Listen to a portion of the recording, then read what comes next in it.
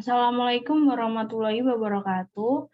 Di sini saya Indah Dwi Astuti, NIM 1944174 dari Prodi S1 Akuntansi, Fakultas Ekonomi Universitas Muhammadiyah Ponorogo. Nah, di sini saya akan menjelaskan mengenai analisis kinerja keuangan bank yang diambil dari studi kasus pada Bank Mega Tbk tahun 2020 sampai dengan tahun 2021. Nah, di sini Bank Mega sendiri merupakan perusahaan Indonesia yang berbentuk perseroan terbatas dan bergerak di bidang jasa keuangan perbankan yang didirikan pada tanggal 15 April 1969 dengan direktur utamanya pada saat ini adalah Bapak Usman Thayyib. Nah, langsung saja kita kembali ke analisis kinerja keuangan banknya. Nah, di sini ada 5 aspek rasio keuangan. Yang pertama adalah aspek permodalan, yang kedua adalah aspek likuiditas, yang ketiga adalah aspek rentabilitas, dan yang keempat ada aspek risiko usaha, dan yang kelima adalah ada aspek efisiensi usaha.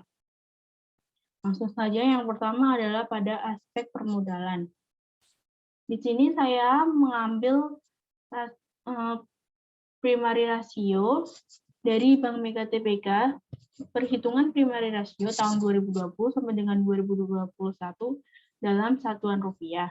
Dengan rumus, primary rasio sama dengan equity dibagi dengan total aset dikali 100%. Nah, di sini sudah diketahui bahwa equity pada tahun 2020 adalah sejumlah 18.208.150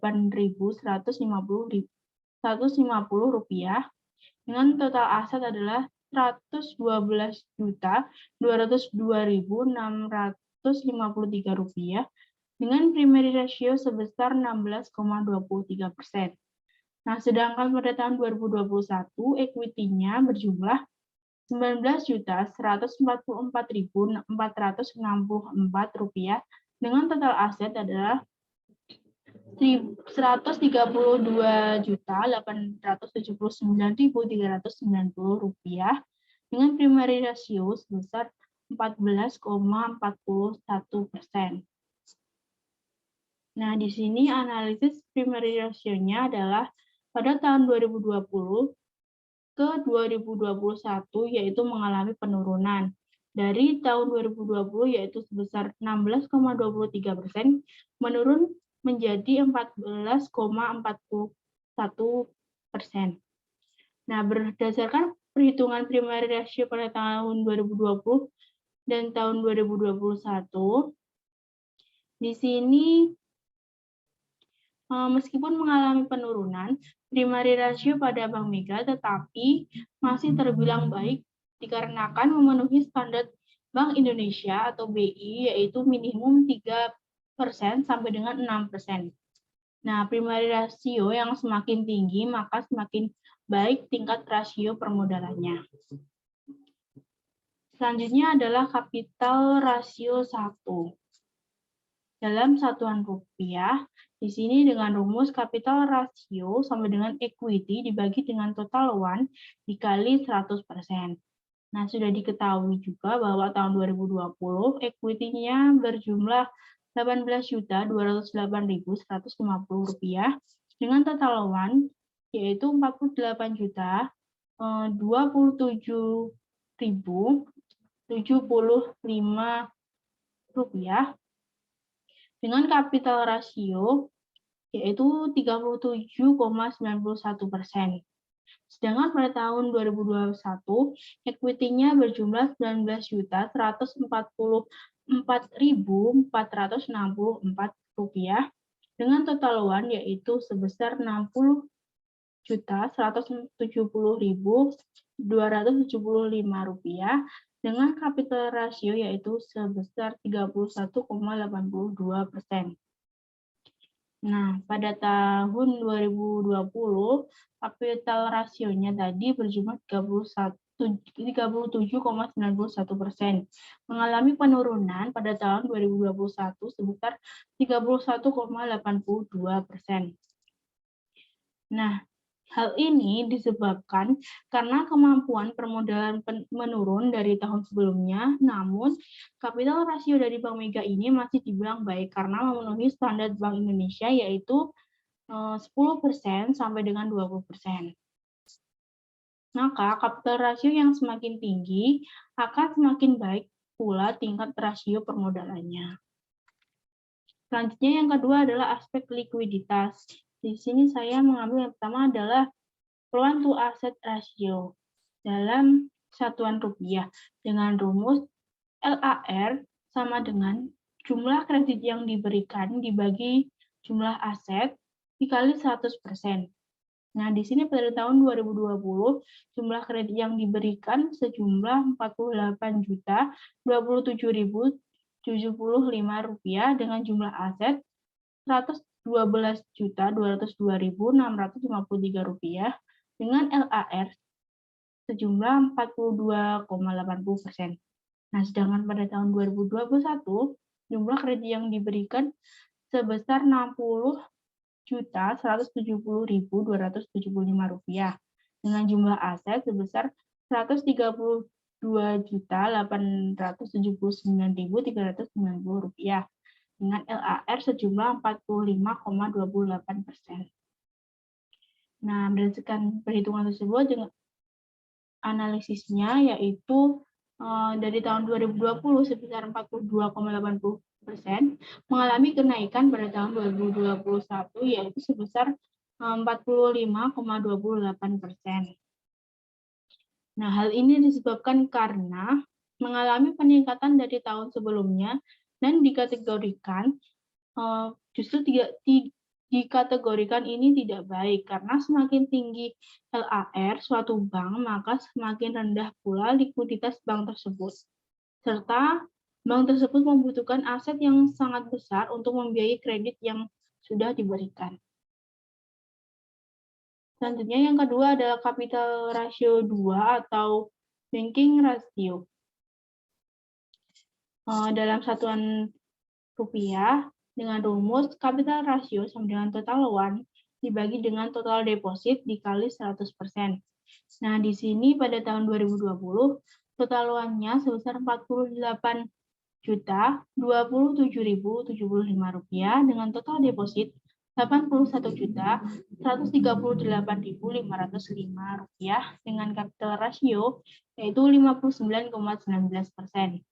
Sedangkan pada tahun 2021 yaitu sebesar total loan-nya sebesar Rp60.170.275 dengan total deposit yaitu Rp101.170.692 dengan capital ratio yaitu sebesar 59,47%. Nah, dengan analisis capital ratio ini mengalami kenaikan yaitu pada tahun 2020 sebesar 59,19%, naik pada tahun 2021 sebesar 59,47%. Nah, di sini berarti semakin tinggi nilai banking ratio, maka tingkat likuiditas suatu bank semakin rendah, yang artinya jumlah dana yang sudah dikeluarkan melalui fasilitas kredit yang sudah tinggi, sehingga jumlah dana yang dapat digunakan untuk membiayai kredit berikutnya menjadi semakin kecil. Yang ketiga ada aspek rentabilitas. Di sini yang pertama ada return on asset. Pada tahun 2020 sampai dengan 2021 dalam satuan rupiah dengan rumus ROA atau ROA sama dengan laba sebelum pajak dibagi total aset dikali 100%. Pada tahun 2020, laba sebelum pajak yaitu sebesar Rp3.715.053 dengan total aset Rp112.202.653 dengan ROA sebesar 3,31%. Sedangkan pada tahun 2021, laba sebelum pajak yaitu sebesar Rp4.952.616 dengan total aset sebesar Rp879.390 dengan ROA sebesar 3,73 rupiah. Maksudnya 3,73%. Dengan analisis mengalami kenaikan, yaitu pada tahun 2020 yaitu sebesar 3,31%, naik pada tahun 2021 menjadi 3,73%. Nah, hal ini disebabkan oleh return on asset yang dinilai dalam keadaan baik karena kemampuan aktiva yang diinvestasikan untuk berputar dalam menghasilkan laba yang tinggi. Selanjutnya adalah return on equity. Tahun 2020 sampai dengan 2021 dalam satuan rupiah dengan rumus ROE sama dengan laba bersih setelah pajak dibagi total modal dikali 100%. Nah, di sini tahun 2020 laba setelah pajaknya yaitu sebesar Rp3.008.311 dengan total modal Rp18.037.950 dengan ROE yaitu sebesar 16,68%. Sedangkan pada tahun 2021 laba setelah pajaknya yaitu sebesar Rp4.008.051 dengan total modal yaitu Rp19.026.087 dengan ROE sebesar 21,07%. Nah, berdasarkan perhitungan tersebut, kita analisis yaitu pada tahun 2020 yaitu sebesar 16,68% mengalami kenaikan di tahun 2021 yaitu sebesar 21,07%. Berdasarkan perhitungan tersebut, ini dikarenakan return on equity yang dinilai dalam keadaan baik karena standar ROE yang baik di atas nilai 8,32%, serta kemampuan aktiva yang diinvestasikan untuk berputar dan menghasilkan laba yang tinggi. Selanjutnya adalah aspek risiko usaha. Nah, di sini saya mengambil yang pertama ada aset risk, perhitungan tahun 2020 sampai dengan 2021 dalam satuan rupiah. Dengan rumus aset risk sama dengan equity dibagi total aset dikurangi dalam kurung cash dikurangi security dikali 100%.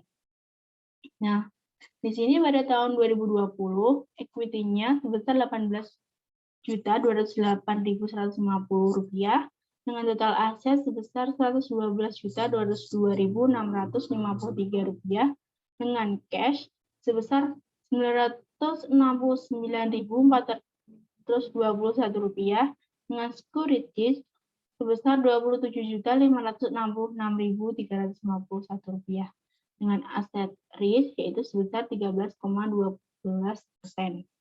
Nah, sedangkan pada tahun 2021 equity-nya sebesar Rp19.164.464 dengan total aset sebesar Rp132.879.390 dengan cash yaitu sebesar Rp900.919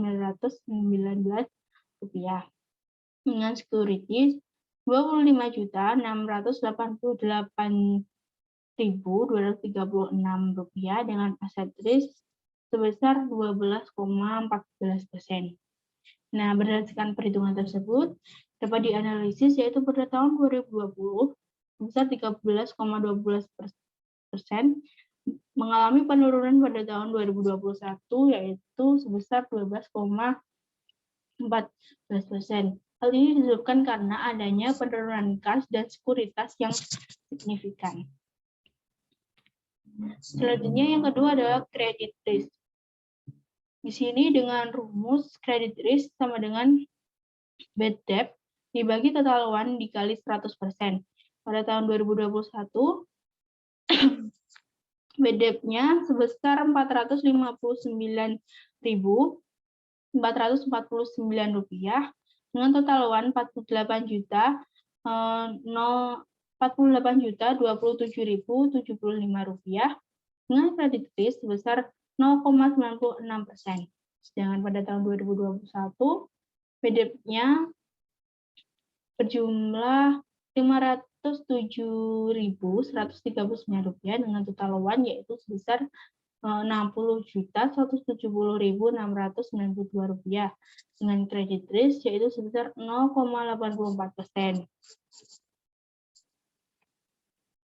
Berdasarkan perhitungan tersebut, dapat kita analisis yaitu pada tahun 2020 ke 2021 mengalami penurunan. Hal ini disebabkan karena terdapat penurunan risiko akibat kegagalan nasabah atau pihak lain dalam memenuhi kewajiban kepada bank sesuai dengan perjanjian yang telah disepakati.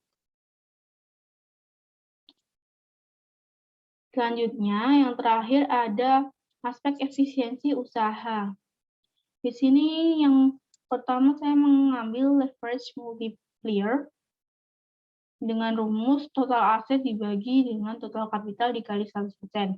Pada tahun 2020, total asetnya sebesar Rp112.202.653 dengan total kapital sebesar Rp18.037.950 dan menghasilkan leverage multiplier sebesar 622,4%. Sedangkan pada tahun 2021, total asetnya sebesar Rp132.879.390 dengan total kapital yaitu sebesar Rp19.026.087 dan menghasilkan leverage multiplier yaitu sebesar 698,41%. Nah, berdasarkan perhitungan tadi, dapat kita analisis yaitu pada tahun 2020 ke 2022 mengalami kenaikan yang disebabkan karena tingginya resiko gagal bayar kewajiban utang yang dihadapi oleh Bank Mega. Yang kedua, ada asset utilization. Dengan rumus operating income ditambah dengan non-operating income dibagi total aset dikali 100%. Nah, pada tahun 2020, operating income-nya sebesar Rp3.735.257 dengan non-operating income-nya sebesar minus Rp20.204 dengan total aset Rp112.202.653 yang menghasilkan aset utilization sebesar 3,31%. Nah, sedangkan pada tahun 2021, operating income-nya sebesar Rp4.943.307 dengan non-operating income sebesar Rp9.309 dan total asetnya adalah sebesar Rp132.879.390 dan menghasilkan aset utilization sebesar 3,73%. Berdasarkan perhitungan tersebut, dapat kita analisis yaitu pada tahun 2020 ke 2021 mengalami kenaikan. Pada tahun 2020 yaitu sebesar 3,31%. Dan pada tahun 2021 mengalami kenaikan sebesar 3,73%. Hal itu disebabkan karena terdapat peningkatan kemampuan manajemen Bank Mega dalam mengelola aset yang dimiliki untuk menghasilkan pendapatan baik secara operasional maupun non-operasional. Nah, semoga analisis rasio keuangan bank tersebut dapat bermanfaat. Sekian dari saya, apabila ada kesalahan, saya mohon maaf. Wassalamualaikum warahmatullahi wabarakatuh.